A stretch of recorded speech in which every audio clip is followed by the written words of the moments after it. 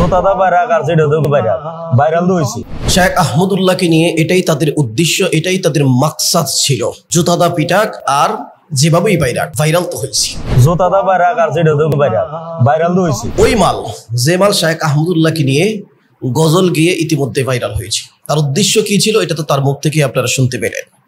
Sheikh Ahmadullah is the bread, তার নাম মুখে নিয়ে তাকে নিয়ে সমালোচনা করলেই ভাইরাল হয়ে যায়, কিছু ধান্দা করা যায়।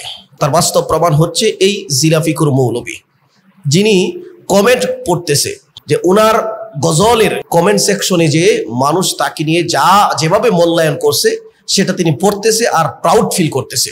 আপনাদেরকে তুলে ধরবো, ভিডিওটি একটু শেয়ার করে দিবেন, জাতিকে দেখিয়ে দেন যে আসলে এই সমস্ত কথিত সুন্নির নামধারী সুন্নিয়তের আড়ালে তাদের মুখোশটা কেমন, তাদের উদ্দেশ্যটা কি। উলামায়ে কেরামদের বদনাম করে, উলামায়ে কেরামদের নামে উল্টাপাল্টা বক্তব্য দিয়ে উল্টাপাল্টা গজল লিখে তাদের সর্বশেষ ফায়দাটা কি।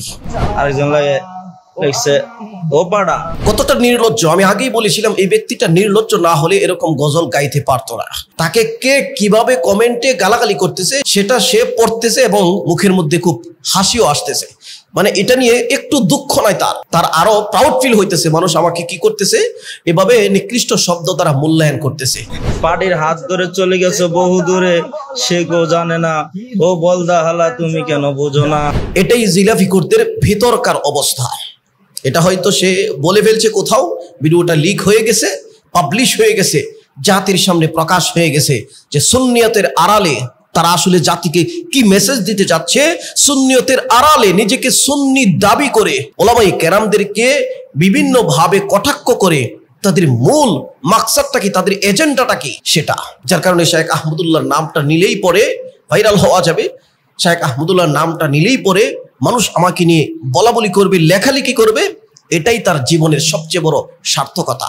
আহমদুল্লাহ এরকম বক্তা আছে, ওয়াশিংটনে তো ফোন দেয়, আমেরিকাতে ফোন দেয়, নেদারল্যান্ডসে ফোন দেয়, আরে কানাডাতে ফোন দেয়।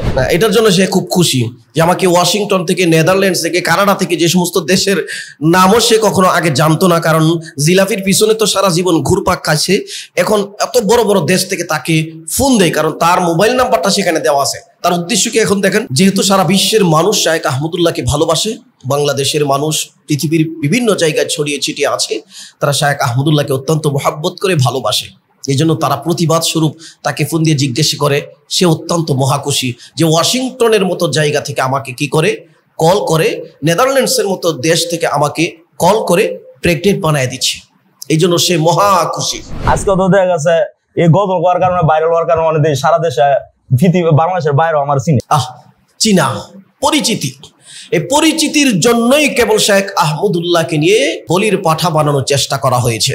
কিন্তু শেখ আহমদুল্লাহ অত্যন্ত বিচক্ষণতার সাথে, অত্যন্ত নিজের এলেমের গভীরতাকে প্রকাশ করেছেন। তিনি মেধা শক্তিকে ব্যবহার করেছেন। তিনি তাদের কথার কর্ণপাত না করে, দৃষ্টিপাত না করে, তাদের কথার কোনো ভ্রুক্ষেপ না করে চুপ করে বসে রইলেন। কারণ পাগলে কিনা কয়, ছাগলে কিনা খায়। তাদের ফালতু কথার জবাব দেওয়ার সময় তো শেখ আহমদুল্লাহর নেই। কারণ শেখ আহমদুল্লাহ তো তাদের মতো সস্তা ভাইরাল হওয়ার নেশা তার মাথায় চেপে বসে নাই। শেখ আহমদুল্লাহ নিজেই একজন ভাইরাল ব্যক্তিত্ব। শেখ আহমদুল্লাহ এমন একজন ব্যক্তি যার নাম নিলে পরে অন্যও ভাইরাল হয়ে যায়। অতএব শেখ আহমদুল্লাহ এতটুকু সুযোগ নেই যে তাদের এই ফালতু বকওয়াসের জবাব দিবে। কারণ তিনি প্রচুর কাজ নিয়ে ব্যস্ত, তিনি উম্মতের বহু ফিকির নিয়ে ব্যস্ত।